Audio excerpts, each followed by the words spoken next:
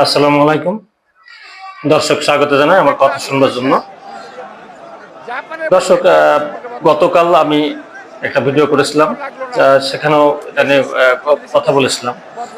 জাপানে গিয়ে প্রধান উপদেষ্টা নির্বাচন সম্পর্কে যে কথাগুলো বলেছেন, বিশেষ করে উনি একটি দল শুধু নির্বাচন চাচ্ছে না, এই যে বিষয়টা উনি বলেছেন, এই বিষয়টা আসলে মানে হালকা দেখার কোনো সুযোগ রাজনৈতিক দলগুলোর নাই। কারণ বিশেষ করে যে দলটিকে নিয়ে বলা হয়েছে বাংলাদেশ জাতীয়তাবাদী দল বিএনপি, সেই একটা দলকে মিন করা হয়েছে। তো আসলে এই কথাটা, এই যে উনি একটি দলকে মানে একদিকে ঠেলে দেওয়া, এবং তার এই কথাটা সত্য কিনা এটাও গবেষণা করতে হবে, এটাও আলোচনা করতে হবে, এটাও ইম্পর্টেন্ট বিষয়। তার এই বক্তব্যটা সত্য কি সত্য নয়। কারণ ব্যাপারটা হলো, সত্য কি শুধু কি বিএনপি নির্বাচন চাচ্ছে ডিসেম্বরের মধ্যে? দর্শক, শুধু কি বিএনপি চাচ্ছে নির্বাচন? এটা সম্পূর্ণ মিথ্যা কথা। কেন মিথ্যা কথা? যে নির্বাচন বিএনপি বলছে ডিসেম্বরের মধ্যে দিতে হবে। এখানে জামাত ইসলাম তারা বলেছে যে এটা ডিসেম্বর থেকে ফেব্রুয়ারির মধ্যে হতে পারে। মাত্র তো 2 মাস পার্থক্য। জামাত ইসলাম তো জুনের কথা বলছে না, তারা বলছে এটা ফেব্রুয়ারির মধ্যে হলে ভালো হয়। তো সেক্ষেত্রে রাজনৈতিক দলগুলোর মধ্যে দেখেন টাইম ফ্রেমটা কিন্তু ক্লোজ। হ্যাঁ, ঠিক আছে, আপনি যেহেতু মধ্যস্থতাকারী, আপনি নিরপেক্ষ, আপনি বলতেন ঠিক আছে ডিসেম্বর না ফেব্রুয়ারি না, এটা জানার তো হবে। কিন্তু আপনি বলছেন কি জুন। মানে রাজনৈতিক দলগুলোর সঙ্গে আপনি মধ্যস্থতা করা, আপনার যেখানে কাজ, আপনি সেখানে সেটা না করে আপনি কিন্তু মানে নিজের চিন্তা কাজে লাগানোর জন্য, নিজস্ব এজেন্ডা কাজে লাগানোর জন্য আপনি ওটা জুনই বলে যাচ্ছেন। আচ্ছা যাক, আমি সে কথা বাদ দিলাম। যে ব্যাপার সেটা হলো যে এই নির্বাচন একটি দলই চাচ্ছে কি চাচ্ছে না, আপনি বলেন তো। এই নির্বাচন আন্দালিব রহমান পার্থের একটা দল আছে না, বিজেপি, ওই পার্টি কি চাচ্ছে? চাচ্ছে। আপনি ধরেন নুরুল হক নূর, তার পার্টিও বিএনপির সঙ্গে একমত হয়েছে নির্বাচনের ব্যাপারে।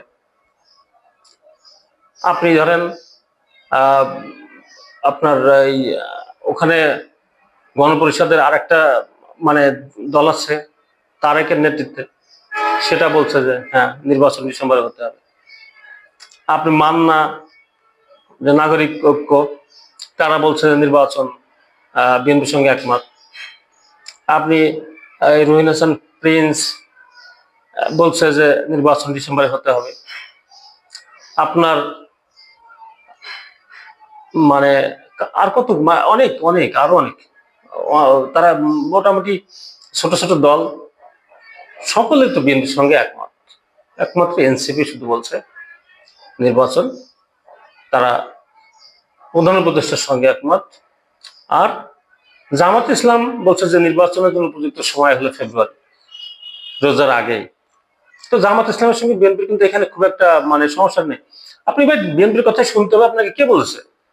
হ্যাঁ, বিএনপি বলছে ডিসেম্বরের মধ্যে, আপনি বিএনপি বলেন যে না ডিসেম্বর না, আপনি জানুয়ারিতে করেন। কিন্তু আপনি জুন কেন বলছেন? জুনে ইলেকশন হয় না, হওয়া সম্ভব না। বর্ষাকালে ইলেকশন কিভাবে হবে?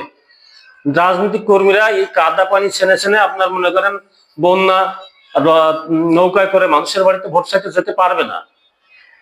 মে মাস জুন মাসে ইলেকশন করা সম্ভব না, কারণ এই সময় বন্যা হয়। এই সময় বাংলাদেশের গ্রাম অঞ্চলের সমস্ত রাস্তাঘাট কর্দমাক্ত এবং মানে গাড়ি চলাচলের উপযোগী না। মানুষ বর্ষায় অনেক সময় একটানা 2-3 দিন বর্ষা চলে, এই বর্ষায় মানুষের বাড়িতে ভোট দিতে যাইতে পারবে না।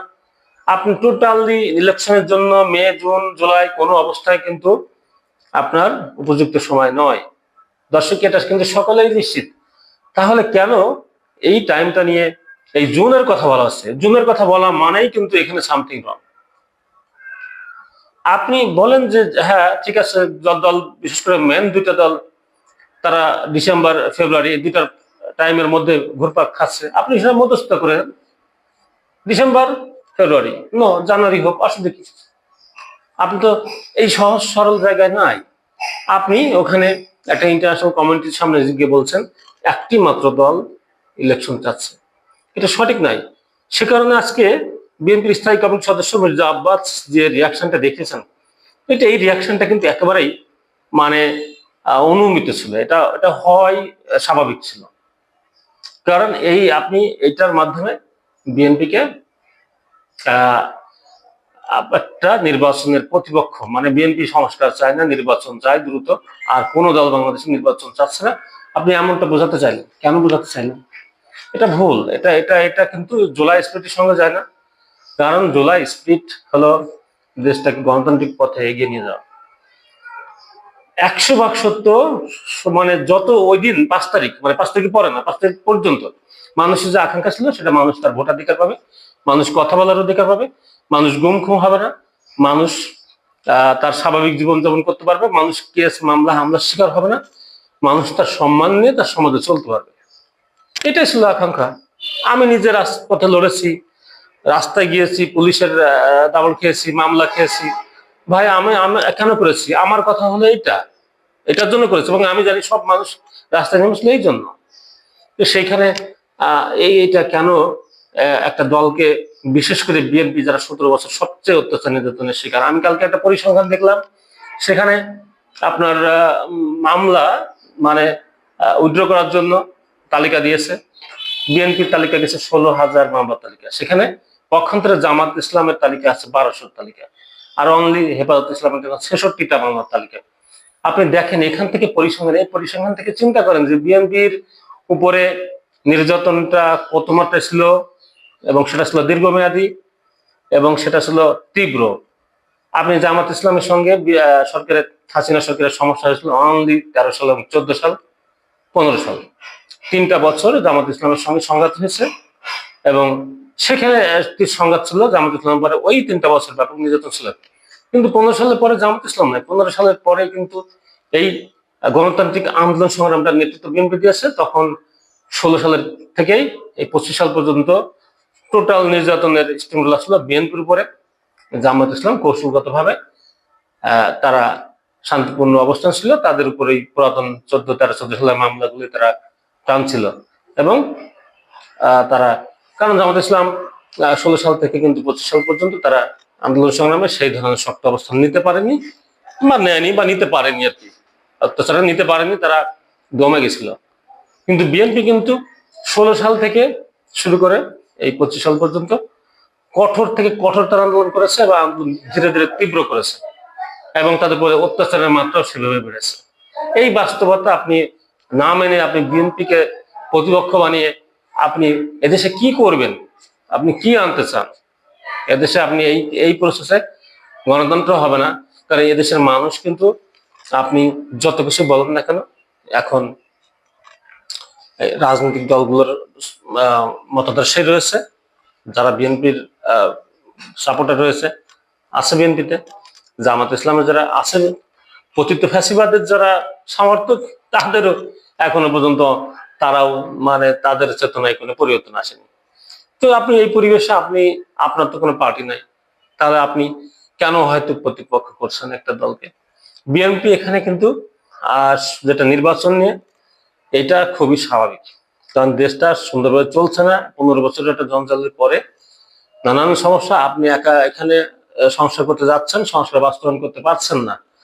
এটা একটা রাজনৈতিক সরকার যখন ক্ষমতায় আসবে, তখন তারা সুচারুরূপে এই সমস্যাগুলো বাস্তবায়ন করতে সমর্থ হবে। কারণ একটা রাজনৈতিক দলের সারা দেশে পুরো ওয়ার্ড থেকে শুরু করে, ইউনিয়ন থেকে শুরু করে থানা, জেলা, বিভাগ এবং আপনার সেন্ট্রাল পর্যন্ত তাদের অর্গানাইজেশন, মানে ইয়ে রয়েছে, কর্মী বাহিনী রয়েছে। তারা সেখানে প্রতিটা জায়গায় আপনি এই যে সংস্কারগুলো প্রয়োজন তারা করতে পারবে। আপনি বরং এই সামনের আগামী দিনে যে দীর্ঘমেয়াদী সংস্কার হবে বাংলাদেশে, সেই সংস্কারের অংশ হতে পারেন। আপনি একটা সুন্দর ইলেকশন দিয়ে নির্বাচিত জনপ্রতিনিধিদের হাতে ক্ষমতা হস্তান্তর করার পরে আপনি এই বাংলাদেশের সংস্কারের মানে সহযোগী হতে পারেন। হ্যাঁ, আপনি ইন্টারিম গভর্নমেন্টের প্রধান হিসেবে দায়িত্ব পালন করেছেন, আপনাকে সে কারণে সম্মানিত করে কিন্তু আপনার পরামর্শ, সাজেশন কিন্তু নির্বাচিত সরকারও নিতে পারে, কোনো না কোনো ফরম্যাটে আপনাকে কোনো না কোনো দায়িত্ব অর্পণ করতে পারে দেশ। তো সেই ক্ষেত্রে আপনি এই অপশনগুলো আগামী দিনে ভবিষ্যৎ বাংলাদেশ যাতে সুস্থ পথে থাকে, মানে সঠিক পথে থাকে, সেই চিন্তা না করে এই যে বিভেদ, বিশৃঙ্খলা, নির্বাচনে একটা দোলাচল, এগুলো কেন চলছে আর এটা আপনি করে যাচ্ছেন। সেই কারণে আজকে আমি মির্জা আব্বাসের যে রিয়াকশনটা দেখলাম, আমি কিন্তু মানে একবার বিস্মিত হয়নি, কারণ এটা খুবই স্বাভাবিক ছিল এবং এটা হয় স্বাভাবিক ছিল, কারণ আপনি বিএনপিকে নিয়ে মানে অহেতুক এটা করেছেন। তো দর্শক, আমার বক্তব্য হলো একজন সাধারণ নাগরিক হিসেবে, এবং আমার বিশেষ করে গণতন্ত্রের প্রতি দায়বদ্ধতা থেকে এটুকু বলতে চাই, এই পথ পরিহার করতে হবে সরকারকে, এই ইন্টারিম গভর্নমেন্টকে এই পথ পরিহার করতেই হবে। তা না হলে এই দেশটা মানে ধ্বংসস্তূপে পরিণত হয়ে যাবে। আজকে যেখানে মানুষ শেখ হাসিনা পতনের পরে একটা নতুন সূর্যোদয়ের স্বপ্ন দেখছিল, সেখানে কিন্তু মানুষের মানে সবার ভেতরে এখন এখন একটা হতাশা, একটা মানে দুঃস্বপ্ন, যে কি হচ্ছে, কি হবে, কি আপনি দেশটা কোথায় যাচ্ছে আপনি কিচ্ছু ধারণা করতে পারছেন না। আপনি যে সমস্যা করতে চেয়েছেন, এই সমস্যাগুলো রাজনৈতিক দলের সঙ্গে যদি একমত না হয়, কি সংস্কার হবে? হুম সে সমস্যাগুলো মানুষকে নিতে হতে হবে। সে মানুষকে নেওয়ার পথটা আপনাকে তৈরি করতে হবে। আপনি সেই পথে না হেঁটে এখানে গায়ের জোরে তো কিছু করার জিনিস না এটা। তো দর্শক, আমি আশা করছি যে সরকারের শুভবুদ্ধির উদয় হবে। তারা আগামী দিনে রাজনৈতিক দল, বিশেষ করে রাজনৈতিক দল বলতে 40টা রাজনৈতিক দলের সঙ্গে বিএনপিকে আপনি যদি সমান্তরাল মাপেন, এটা হবে না, তো হয় না। বিএনপি এই মুহূর্তে 50% বা 60% মানুষকে মানে নিঃসন্দেহে লিড করে। আপনার অন্য অন্য পার্টি রয়েছে, আপনি বিএনপি কোন দলের সঙ্গে মাপলে হবে না।